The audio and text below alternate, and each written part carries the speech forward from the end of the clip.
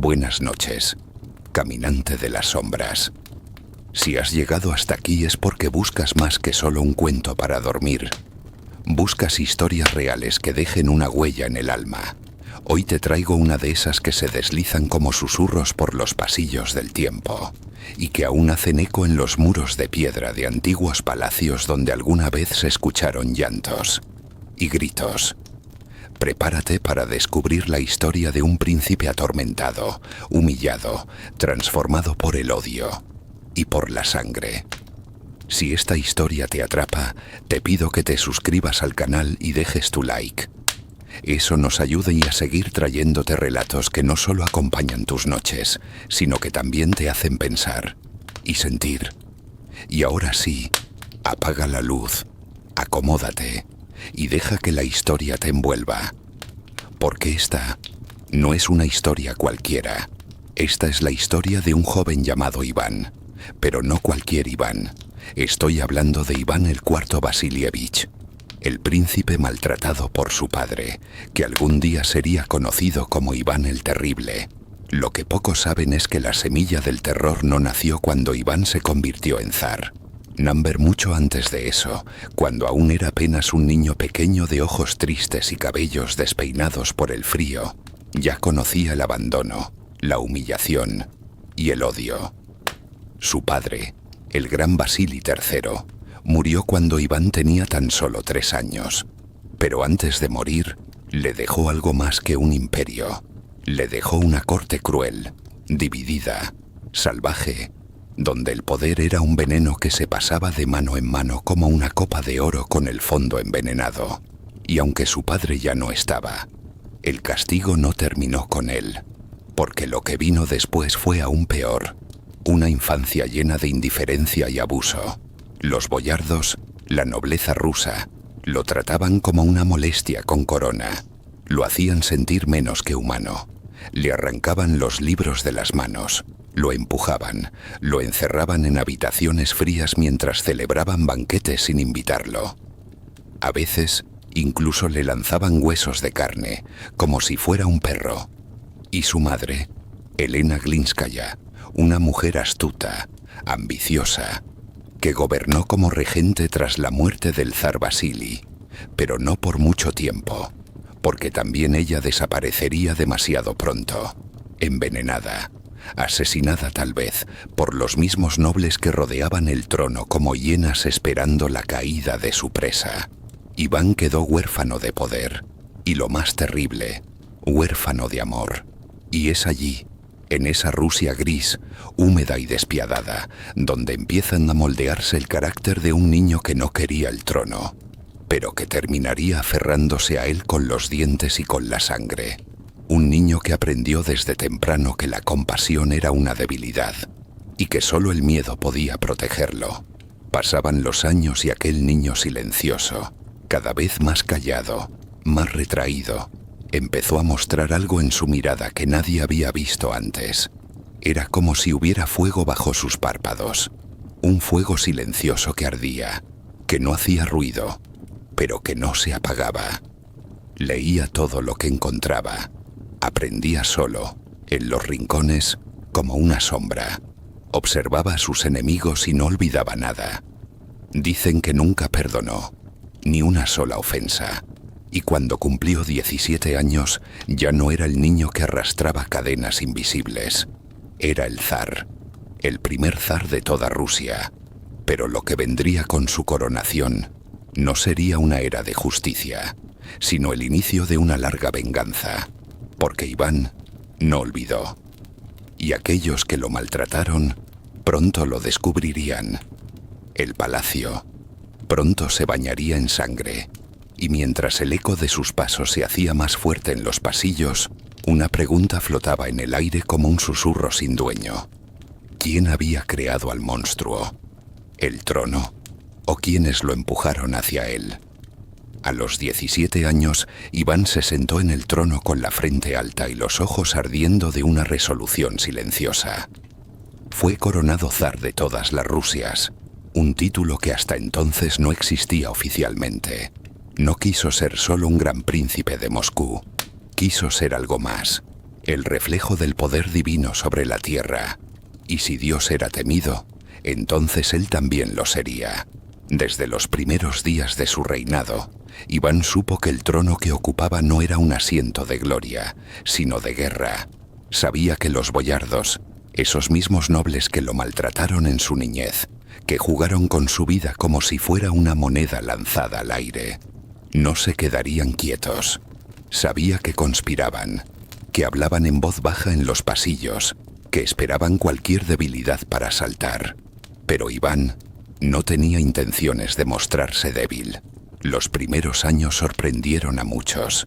Gobernó con astucia, convocó un concilio, reformó leyes, organizó el ejército y ordenó la construcción de la Catedral de San Basilio, una joya que aún hoy se alza como un suspiro congelado en el corazón de Moscú. Su mente era brillante, estratégica, pero también inestable. Una tormenta latente se acumulaba en su interior, y entonces llegó el primer gran golpe que lo haría tambalear. Su esposa, Anastasia Romanova, la única persona que parecía calmar su espíritu atormentado, enfermó y murió. Iván cayó en una desesperación oscura. Estaba convencido de que había sido envenenada. ¿Por quién? Por los mismos de siempre, los boyardos, los traidores, los hombres que lo criaron entre el odio, los fantasmas que jamás lo abandonaban. Ahí se rompió algo. No fue solo un zar que perdió a su esposa, fue un hombre roto que perdió la última chispa de humanidad que quedaba dentro de sí. Iván se transformó. A partir de ese momento, sus castigos no tuvieron medida. Se fundó la temida Oprichnina, una especie de policía secreta personal, leal solo a él. Vestidos de negro, con cabezas de perros y escobas en las sillas de montar, símbolos del acecho y la limpieza de traidores. Los Oprichniki arrasaban aldeas enteras, decapitaban familias nobles, torturaban, expropiaban, desaparecían personas enteras de la historia, y todo con una frialdad meticulosa. En nombre de la justicia el palacio se llenó de gritos. En nombre del orden, el suelo del trono se tiñó de rojo. Y en nombre del zar, Rusia temblaba. Porque Iván no mataba por placer, mataba por miedo. Miedo a ser traicionado, a ser abandonado de nuevo, a perder el control. Y ese miedo, alimentado desde la infancia, se convirtió en un arma dirigida a todos, incluso a su propia sangre. Una noche, durante una discusión furiosa, Iván golpeó con su bastón a su hijo mayor, el heredero al trono. La cabeza del joven se abrió como una fruta madura, cayó al suelo y murió a sus pies. El zar gritó, lloró, se derrumbó sobre el cuerpo. Nadie supo si fue remordimiento o furia contra sí mismo, pero desde entonces, se cuenta, jamás volvió a ser el mismo. ¿Puede un alma romperse tanto que ya no quede nada que salvar? Las leyendas sobre Iván el Terrible abundan. Algunos lo ven como un reformador despiadado, otros como un loco bañado en sangre. Pero en el fondo, si rascamos bajo todas esas capas de horror, no seguimos viendo al mismo niño, aquel niño olvidado en las sombras, el que aprendió que para sobrevivir debía destruir primero, el que jamás recibió el amor de un padre y que terminó rompiendo a su propio hijo. Iván no solo fue el zar más temido de Rusia, fue también su herida más profunda, y mientras su figura avanza por los pasillos de la historia, envuelta en ecos de cadenas y gemidos, todavía podemos escuchar el crujido de aquel bastón cayendo sobre el mármol, y las lágrimas de un niño que nunca aprendió a ser hombre sin miedo. El eco de aquel crimen, el asesinato de su heredero, no solo retumbó en los muros del Kremlin, sino que se extendió como una onda helada por toda Europa. Los embajadores extranjeros, que ya lo miraban con recelo, comenzaron a escribir cartas que parecían crónicas de una locura imperial. Informaban sobre un hombre que hablaba solo, que gritaba a las paredes, que rezaba durante horas y luego ordenaba ejecuciones con la misma calma con la que se sirve una copa de vino. Iván no dormía. Dicen que en los últimos años su cama rara vez era usada. Prefería pasar las noches vagando por pasillos solitarios, recitando salmos, murmurando nombres de traidores reales o imaginarios. Se dice que el rostro de su hijo muerto lo perseguía en cada rincón, que hablaba con él como si todavía viviera, como si el acto más atroz que un padre puede cometer pudiera borrarse con palabras desesperadas en la oscuridad. Pero ni el poder ni el castigo lograban silenciar los fantasmas. En sus ojos se había instalado una mirada vacía, hueca, como si cada muerte que había ordenado se hubiera llevado consigo un pedazo de alma. A veces, frente a sus cortesanos, soltaba carcajadas escalofriantes. Otras veces, estallaba en lágrimas sin previo aviso. Nadie sabía con qué versión del zar iban a encontrarse al amanecer. Y sin embargo, había quienes aún lo veneraban, porque Iván, a pesar de todo, fue también el hombre que consolidó el Estado ruso, que enfrentó enemigos internos y externos, que intentó romper el dominio de la aristocracia sobre el pueblo. Fue un tirano, sí, pero también un reformador, un destructor y un constructor. Es esa dualidad lo que lo hace tan perturbador. Durante una de sus crisis más profundas, ordenó el traslado de la corte entera a una ciudad improvisada, Alexandrovskaya Sloboda. Allí vivía como si fuera un monasterio, con rituales litúrgicos, castigos públicos y flagelaciones. Algunos días se vestía de monje, otros de verdugo, todo mezclado como si quisiera limpiar su alma, con la misma sangre que había derramado. Mientras tanto, el pueblo ruso vivía entre el miedo y la fascinación. Lo amaban por ser fuerte, lo odiaban por ser cruel. Muchos lo veían como un enviado divino, un zar místico cuyo dolor personal era parte del castigo que Dios había elegido para redimir la tierra. Y aún así, Iván seguía acumulando enemigos. Su reinado en sus últimos años ya era una sucesión de traiciones reales o imaginadas. Su paranoia era tan profunda que llegó a desconfiar de sus aliados más cercanos. Hombres que le habían servido con lealtad durante décadas desaparecían de un día para otro. Nadie estaba a salvo, ni su nuevo hijo, ni sus esposas, de las que tuvo más de 7, ni sus asesores. El palacio se había convertido en una prisión, y él, en el prisionero más peligroso de todos. El zar caminaba sobre un campo minado por su propia locura, y cada paso, cada gesto, cada decisión, lo acercaba un poco más al abismo final. El invierno en Moscovia caía como un sudario. La nieve cubría los tejados con un silencio espeso, solo roto por los lamentos que a veces escapaban del Kremlin como aullidos de una fiera herida. Eran los días más sombríos del reino, y el zar, ahora envejecido, encorvado y con la piel enferma, caminaba con dificultad por los pasillos del palacio que alguna vez dominó con mirada de fuego. Iván el Terrible había perdido mucho más que a su hijo. Había perdido su propósito. Cada noche, envuelto en túnicas negras, se sentaba frente a una vela, con un retrato del joven zarevich asesinado frente a él. Rezaba. Sus manos temblaban. A veces se golpeaba el pecho con los puños, otras se arrancaba mechones de cabello, murmurando letanías mezcladas con amenazas al cielo. Se creía castigado, se creía eterno, se creía ya más allá del juicio humano, pero en su entorno el miedo seguía tan vivo como el primer día. Los criados caminaban de puntillas, las puertas eran cerradas con suavidad. Los ojos evitaban cruzarse con los suyos, por temor a una ejecución tan inesperada como brutal. El hombre que había instaurado la Oprichnina, esa secta armada de élite cuyo símbolo era una escoba para barrer la traición y una cabeza de perro para devorarla, ahora no confiaba ni en sus propios protectores. Fue entonces cuando comenzaron las visiones.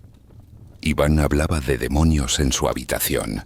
Decía que el ángel de la muerte lo visitaba cada madrugada para recordarle los rostros de los que había mandado a matar. Una sombra se le aparecía, siempre cubierta por un manto rojo. Algunos decían que era su hijo, otros pensaban que era su conciencia. Pero Iván afirmaba que era Dios mismo, disfrazado de sangre, y sin embargo, no soltaba el poder. A pesar de sus achaques, del deterioro físico, de la fiebre constante, seguía firmando decretos, ordenando guerras, destituyendo boyardos. Mandó construir iglesias nuevas como si eso pudiera lavar la violencia. Fundó la imprenta en Rusia. Creó nuevas leyes. Su mente era una tormenta entre la redención y el castigo. A veces escribía cartas extrañas, dirigidas a su hijo muerto. En ellas pedía perdón, y a la vez justificaba su acto, como si el destino del imperio estuviera por encima del amor de un padre.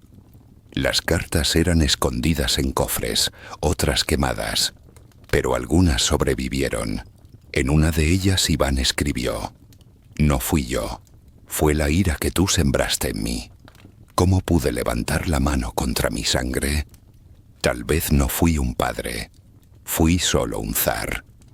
Ese era el dilema constante en su alma dividida, entre el padre y el monarca, entre el hombre débil y el gobernante absoluto, entre el mortal lleno de remordimientos y el tirano que se creía elegido por el cielo. Los últimos meses de su vida fueron un desfile de rituales extraños. Se confesaba a diario, mandaba construir capillas donde antes se levantaban cámaras de tortura. A veces besaba las manos de sacerdotes con lágrimas en los ojos, pero ni las oraciones ni el incienso podían acallar los gritos del pasado. Su salud se agravó, las piernas apenas lo sostenían, la columna se le curvó como una rama seca, pero aún así se aferraba al trono como un náufrago a la tabla, incapaz de soltar el poder, aún sabiendo que este poder lo había destruido desde dentro. Y fue así, con el alma desgarrada, con la historia marcada por el crimen más oscuro que un padre puede cometer, que el zar se dirigía paso a paso hacia su última noche en la tierra. La primavera intentaba asomar tímidamente en Moscú, pero en el corazón del Kremlin el invierno seguía reinando. El rostro de Iván el Terrible ya era una máscara de lo que había sido. Ojos hundidos, piel cenicienta, la barba desordenada y canosa, y una espalda vencida por la edad y los pecados. Pero su voluntad, esa voluntad de hierro que había doblegado a toda Rusia, todavía ardía, aunque fuese como una brasa agonizante. Algunos decían que temía morir dormido, y por eso pasaba las noches en vela, recitando salmos, releyendo antiguos textos ortodoxos, escribiendo notas ilegibles que escondía bajo su cama. Otras veces hablaba con su hijo muerto, como si éste estuviera sentado a su lado. Nadie se atrevía a interrumpirlo, nadie osaba contradecirlo. Todos sabían que una sola mirada de Iván, incluso en su estado, podía sellar una sentencia de muerte. Fue en uno de esos días silenciosos y cargados de presagios cuando el zar decidió llamar a sus astrólogos personales. Creía en signos, en fechas, en configuraciones celestiales. Quería saber cuándo moriría. El cielo, le dijeron, no traía buenas noticias. Entonces ocurrió algo inquietante.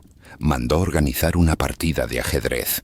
Nadie entendía por qué, pero esa tarde Iván pidió a su médico, a su criado personal y a su guardaespaldas de confianza que lo acompañaran. También se hizo traer una campana, la misma que hacía repicar en momentos de oración. Colocó el tablero frente a sí con una lentitud solemne, como si cada ficha fuera una parte de su alma que debía volver a su sitio antes de partir. El zar se acomodó en su trono, hizo su primer movimiento, y en cuestión de segundos su cuerpo se desplomó como un roble talado. No hubo gritos, solo el golpe seco de su bastón contra el mármol y el susurro ahogado de quienes presenciaron el instante. Su médico se acercó con manos temblorosas. El zar no respiraba. Sus ojos estaban abiertos y en ellos todavía ardía algo que no era de este mundo, el brillo helado del poder absoluto. Algunos dijeron que había muerto de un derrame cerebral. Otros, más atrevidos, susurraban que había sido envenenado, que su propio círculo íntimo, cansado de la paranoia, de las purgas y de las ejecuciones, había decidido poner fin a su reinado de miedo. Pero si había verdad en esa sospecha, se la llevaron a la tumba. La noticia corrió por todo Moscú como un relámpago. El zar de todas las Rusias, el hombre que había fundado el primer estado centralizado ruso, el que se había coronado con su propia mano como el primero en llevar el título de zar, el que había matado a su hijo, a su esposa, a sus consejeros, el que había enfrentado y destruido a los tártaros y a los boyardos, ya no estaba. Y sin embargo, su sombra seguía pesando. Los rumores de su retorno comenzaron casi de inmediato. Algunos campesinos juraban haberlo visto en sueños. Otros decían que su espíritu rondaba los pasillos del Kremlin. Incluso surgieron impostores, los llamados falsos Iván, que pretendían ser el zar resucitado. Porque Iván el Terrible no murió como mueren los hombres comunes. Murió como una leyenda, como un monstruo amado y odiado a partes iguales, como un símbolo de los extremos a los que puede llegar el poder cuando se convierte en un dios cruel. El funeral fue una ceremonia oscura. El cuerpo del zar fue enterrado junto a su hijo, aquel al que había asesinado con sus propias manos. Dicen que la losa que cubre sus restos se agrietó más de una vez, como si la tierra misma se negara a guardarlo en paz. Pero más allá de los mitos, quedó su legado. La Rusia que él dejó no fue la misma que heredó. El país estaba centralizado, sí, pero también quebrado por dentro. Su sucesor, Fiódor, era débil, y su muerte daría paso al famoso tiempo de las turbulencias. Una era de caos, guerras civiles y falsas identidades que casi destruye lo que Iván había construido con tanto hierro y fuego. Aún así, muchos lo admiraron. Otros lo temieron, y algunos incluso lo veneraron, porque en el fondo Iván el Terrible encarnó algo más profundo que la crueldad. Fue el reflejo de un país partido entre la fe y la sangre, entre la sumisión y la resistencia, entre el amor al padre y el miedo al zar. Años después de su muerte, Iván el Terrible seguía más vivo que nunca en la imaginación colectiva rusa. Era como una herida mal cerrada en la memoria del imperio. Un zar que no solo gobernó con puño de hierro, sino que moldeó la identidad rusa a través del miedo, la devoción y la violencia ritualizada. La figura de Iván empezó a aparecer no solo en los libros de historia, sino en la pintura, la música, el teatro y hasta en la liturgia. Y allí, en ese nuevo escenario, se transformó. Porque la historia, ya lo sabes, no es solo lo que ocurrió, es también lo que decidimos recordar. Uno de los retratos más estremecedores de Iván el Terrible surgió en el siglo XIX, cuando el pintor Ilya Repin inmortalizó en un lienzo aquel instante trágico que marcó para siempre al zar: la muerte de su hijo. El cuadro titulado Iván el Terrible y su hijo muestra al zar abrazando el cuerpo inerte de su heredero, con los ojos desorbitados por el dolor y la culpa. Es una imagen casi insoportable: sangre, desesperación, locura, y todo en un solo gesto. Ese lienzo se convirtió en una pieza tan perturbadora que fue censurada en múltiples ocasiones. La cultura rusa, profundamente marcada por la espiritualidad ortodoxa y el simbolismo trágico, encontró en Iván el Terrible una figura que combinaba lo sagrado con lo maligno. Muchos lo compararon con figuras bíblicas caídas en desgracia, como Saúl o incluso Herodes, un hombre elegido por Dios que perdió el favor divino por su sed de sangre. Y aún así, no fue del todo condenado, porque en Rusia el poder absoluto se veía muchas veces como una manifestación del orden celestial. Y aunque Iván era cruel, su crueldad se interpretaba como necesaria para proteger la ortodoxia, para mantener a raya a los enemigos del Estado, para purgar a los infieles. Era el castigo divino encarnado en un hombre. Incluso en el siglo XX, el fantasma de Iván reapareció. Stalin, otro líder que entendía el poder como una extensión del miedo, sentía una especie de fascinación por él. Mandó restaurar su imagen, reescribir parte de su historia. justificar sus purgas como necesarias para consolidar el Estado. En los años 30, el cineasta Sergei Eisenstein dirigió una de las trilogías más icónicas del cine soviético, Iván el Terrible, con el apoyo del régimen. La intención era mostrar a Iván como un héroe atormentado, pero también como un líder fuerte y necesario. La propaganda volvía a no hacer su trabajo, blanquear al tirano para glorificar al sistema. ¿Y qué decir del pueblo? Aún hoy hay quienes lo consideran un patriota, un visionario, el primer gran unificador de Rusia, y otros lo ven como lo que fue, un monstruo humano, un psicópata que se disfrazó de ungido. La línea entre héroe y verdugo, entre mártir y asesino, es tan delgada como una corona puesta sobre una cabeza inestable. Su rostro se ha reproducido en monedas, estatuas, películas, novelas históricas y videojuegos. Desde tronos de hierro hasta personajes de ficción inspirados en él, Iván el Terrible ha trascendido las barreras del tiempo, porque su historia no es solo la de un hombre, es la historia del alma rusa en su forma más cruda, más profunda y más desgarradora. ¿Y sabes qué es lo más inquietante? Que el eco de Iván sigue resonando en cada político que justifica la represión con la bandera del orden, en cada discurso que mezcla religión y espada, en cada historia donde el poder se viste de virtud para esconder la violencia. Iván el Terrible no fue simplemente un hombre, fue una advertencia. Iván el Terrible no fue solo un zar, fue una grieta en el tiempo, una fractura abierta entre el poder y el alma, entre el deber y la destrucción. Su reinado no puede medirse solo en años, ni siquiera en las conquistas o las leyes que dejó tras de sí. Su verdadero legado es mucho más inquietante, una herencia de miedo, de control absoluto, de violencia justificada bajo el manto de la fe y la patria. Durante décadas, los ecos de sus actos siguieron retumbando en los salones del Kremlin, en los monasterios, en los campos de batalla y más tarde, en los gulags soviéticos. Porque todo líder que ha querido controlar a través del terror ha mirado alguna vez el reflejo oscuro de Iván. Y sin embargo, en medio de toda esa sangre, en medio del horror que desató sobre su propio pueblo, queda una verdad difícil de ignorar. Iván fue también un hombre roto, roto por la muerte, por el abandono, por la traición, roto desde niño. Un hijo maltratado, un esposo en duelo constante, un padre que se convirtió en asesino. El verdugo, que en el fondo también era una víctima de sus propios fantasmas. Y aquí está el verdadero misterio. ¿Qué ocurre cuando el niño herido crece para gobernar el mundo? ¿Qué ocurre cuando el poder cae en manos de un alma torturada, sin límites ni redención? Iván el IV nos obliga a mirar de frente esa pregunta.